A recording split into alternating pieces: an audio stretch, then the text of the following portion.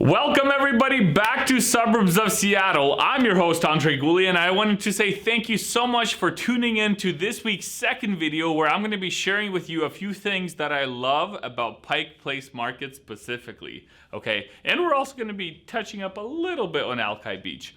Pike Place Market is a market here in Seattle. It was originated back in 1907. It was actually started by 10 farmers that came out, and within a week they had 60 more there trying to sell their local goods. So kind of a cool little backstory. Anyways, Pike Place Market is obviously so extremely different than what it was back then.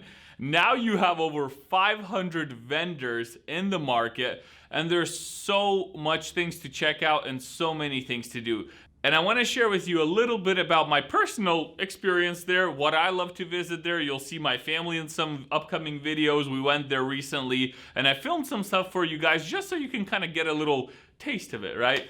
So yeah, downtown Seattle, right off of exit 165 Seneca Street, you head down to Pike Place Market, and one of the first things that we did actually before going there, we stopped by a restaurant or bakery, I guess you could say. It's called Skalka. It's this one restaurant off of Western and Spring Street, and they have this one dish called hachipuri, okay? Kind of a funny name, but it's this like bread boat, okay? It's I think of Georgian descent, yeah, the store, well, the dish.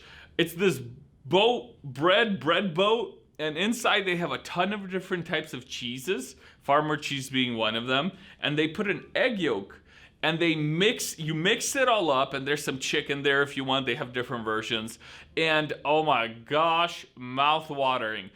The only downside is we came there about, what was it, 1 o'clock? That place was packed. Expect a 45-minute wait time if you come sometime around lunchtime.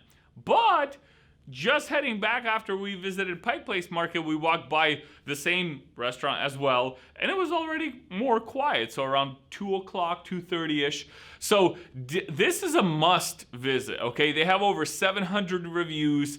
It's a great place right across the waterfront, so you can grab your bread boat, right? Head over to the waterfront and just sit down, relax, eat, enjoy just the scenery, right? And you have the Ferris wheel there and some of the other things that we talked about in recent videos. But after that, what we ended up doing is we walked over two blocks, I think 2 to 3 blocks away, so an easy 10-minute walk at most, up some steps, you head over to Post Alley. Post Alley, you might better know it as the Gum Wall. The Gum Wall is a fun / disgusting attraction that attracts people in. You can see some shots here. It's always this crowded there. Every time I've been there, people, taking pictures, putting their own gum on the wall. In fact, there's a big gumball machine on that alley that you could, drop a quarter and take a gumball out.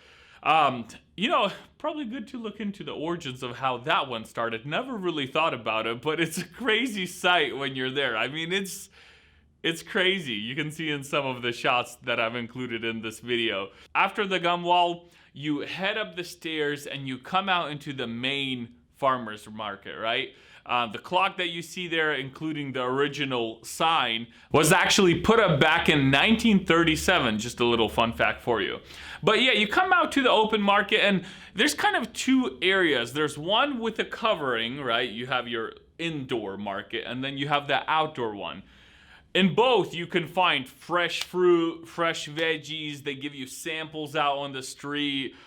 We were able to go on a very nice sunny day. And in February, we got lucky. Very nice day outside. Fresh fruit, local vendors. There's so many different restaurants. You can't even name them all. There's a ginger beer place that was pretty packed as well. You can check that out. And some of the cool places for you to visit when you come out into the outdoor market area is the first Starbucks coffee shop is there, right? Then after the Starbucks coffee shop, you also have BEECHER'S cheese.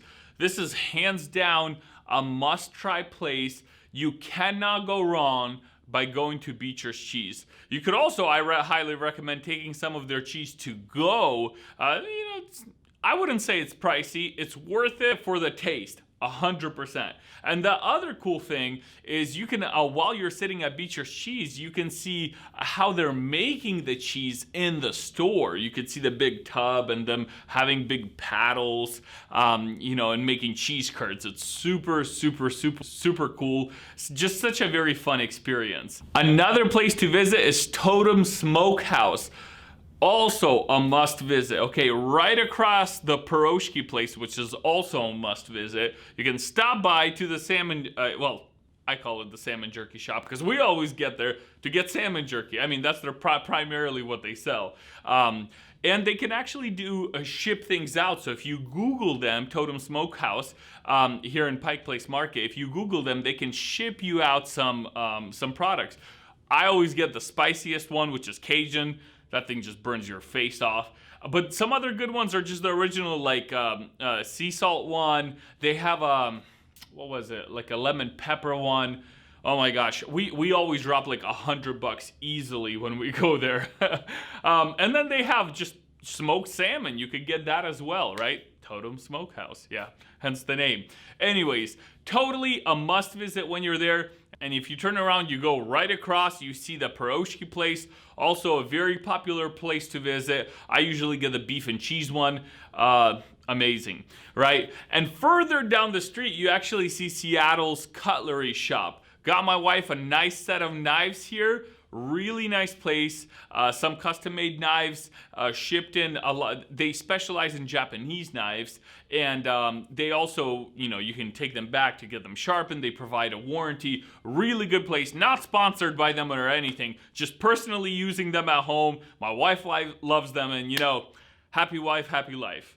Anyways, right after that, you actually can take a little left turn across the street and there's a park. The park overlooks the water. Really nice place to grab your food, sit down, eat.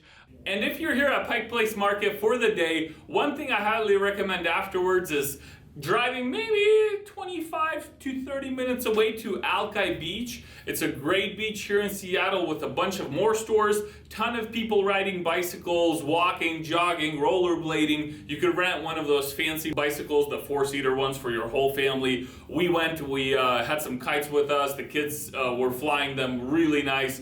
Beautiful sunny / partly windy day. Well, you're closer to the water, so it's windy.